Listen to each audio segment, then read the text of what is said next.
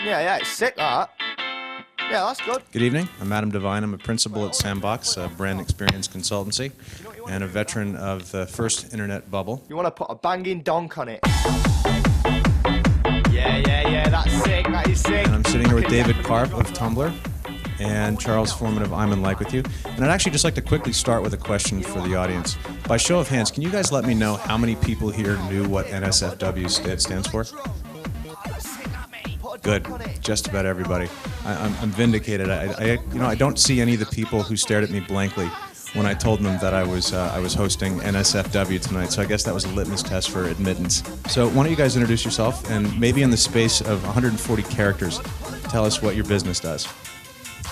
I'm David Karp, and I run Tumblr.com, which is we're trying to build the easiest way to blog online.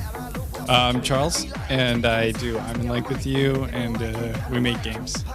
You guys probably know that I'm sitting here with two of the more creative, candid, and opinionated people in the social web. And I may only get one more question in before their conversation takes on a life of its own. Social networking platforms, dating sites. Which one have gotten more people laid? Definitely social networking sites. Is that your final answer? Yes. Can you archetype the different types of users that you guys have on your sites? Charles, do you want to have a go with that? Yeah, my users are way different than most social networking users because they are 14-year-old girls. So, yeah. Well, I don't date them anymore. That's illegal. NSFW guys. They're totally different. Like, our users want stuff right the fuck away. So when they want to play a game, they want to play a game with a bunch of people, and the games have to be real time, so there's no sort of throwing pizzas at people. Like, our users don't care about that. They want immediate interaction with other people, and so that's sort of, distinctively, like, our users have no attention span, and they're very discriminating, and they do not care about what's hot, what's popular. They just care about what they like. What about Tumblr users? I think for our users, the biggest drive is popularity. It's this feeling that they can put something of themselves out there. It's either something they created or something they just did or something they found. Put it out there and get immediate feedback back where, maybe 5 of their friends or thousands of anonymous followers online are basically responding and saying, hey, that was really cool, or that was so cool that I'm going to pick that up and share it on my site too, and give you attribution. And it's an incredibly addictive feeling and a really satisfying one.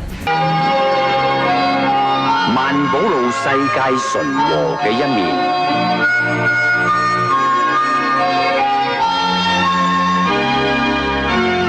特純萬寶路。 Addictive is a word that we hear a lot with social networking sites. Using that same metaphor of addiction, take us through sort of the progression of what would be considered the starter drug, the marijuana of social networking sites, and take us all the way up to the crack of social networking sites. Porn doesn't count.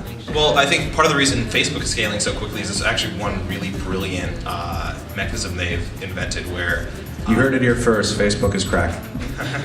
Go ahead. Well, just this notion that you can tag someone else in a photo, right? So something we've heard the Facebook guys talk about before is this, idea of a dark profile, right? All of these people who are...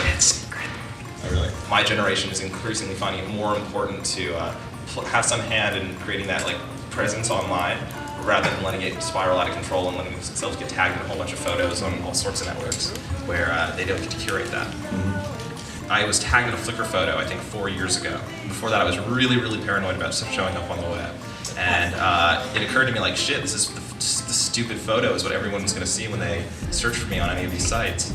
And from that point on, I just decided, I'm going to flood the web with a whole bunch of photos that I'm comfortable representing me. And from that point on, I started blogging, I started tagging myself places. When you search for my name now, it's me. It's stuff that, it's a lot of miscellaneous stuff, but it's enough stuff that, I'm kind of comfortable representing me as a whole, I guess. And is it true that if I Google the word David, that you were among the first results that I'll get? It goes back and forth, but I'm always in the top 2 pages, and I've seen myself in the top 5, so that's pretty freaking cool. That is pretty freaking cool, I agree. That's sick, that is sick. I could definitely drop to that one. All we need now is like a hook line. You know what, I've got actually the perfect one. Baseline! Oh, wicked! Now put a donk on it. drum. Oh, sing at me. Put a donk on it. Say